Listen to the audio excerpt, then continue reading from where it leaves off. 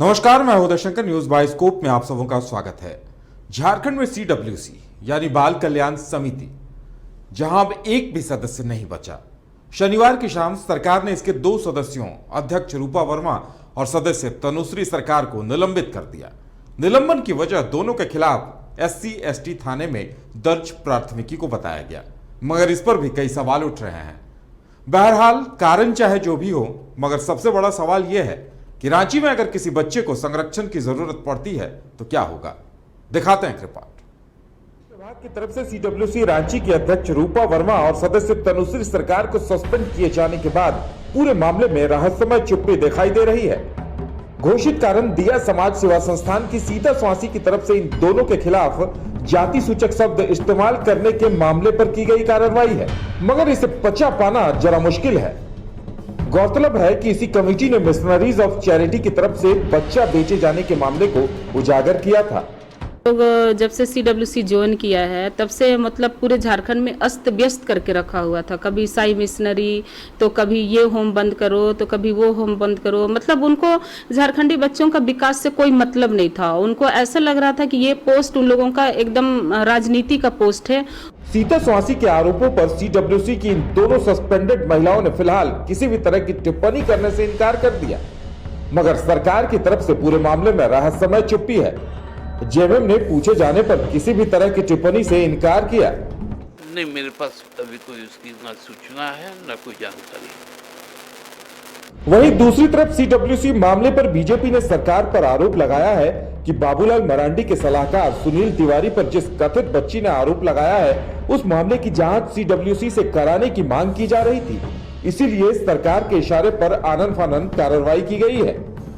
1.5 वर्षों के बाद मुकदमा हुआ और जिस तरीके से 2 दिन पहले से उनके परिजनों को पुलिस उठाकर ले गई थी और बाबूलाल जी ने भी प्रेस कॉन्फ्रेंस करके कहा था कि इनको पेश करना चाहिए। अभी एक हेबस कॉर्पस भी हुआ हाईकोर्ट में कि पीड़िता के जो एक रिश्तेदार है वो भी गायब है, उसको भी पेश करना चाहिए क्योंकि शायद उस पर पुलिस अनुचित दबाव बना रही है। और अब ये घटना आ रही है जिसमें CWC की कार्यालय को सील कर दिया गया है पुलिस के द्वारा, सरकार के द्वारा। और जैसी बातें सुनने को मिल रही हैं कि इस पूरे प्रकरण को, ये जो एक फर्जी मुकदमा का प्रकरण था, उसमें शायद कुछ निष्पक्ष जांच की CWC कोशिश कर रहा था, उसके एक सदस्य या उसकी जैसी जानकारी मिल रही है।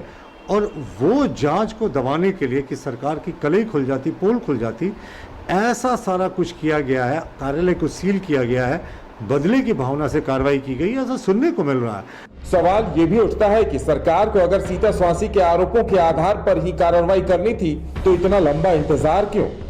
क्योंकि शिकायत फरवरी में की गई थी और सरकार की तरफ से एक्शन अगस्त में लिया गया। CWC पर किसी प्रकार का अगर आरोप है तो उसके लिए एक जज की कमेटी है, वह डिसाइड करेंगे कि ये CWC काम करेगा या नहीं करेगा। हाँ, नए अधिकार के तहत DDC को नोडल पदाधिकारी बनाया गया है, लेकिन फिर भी बगैर जांच किए हुए तुरंत 1 दिन में पूरे ऑफिस को सील कर देना। अगर रात को या सुबह को कोई बच्चा अगर इस राज्य में, इस जिला में अगर मिले कि वह मतलब देख रेख और संरक्षण की उसकी आवश्यकता है, तो वो बच्चा कहाँ जाएगा, किसके पास जाएगा? पुलिस अगर मान लीजिए रात में फिर किसी बच्चे को, पुलिस के पास कोई बच्चा रात को मिलता है, तो वो बच्चा को कौन संरक्षण किसके पास लेके जाएगी पुलिस? तो ये सब चीज़ देख करके किसी भी ऑफिस को, कार्यालय को बंद करना चाहिए।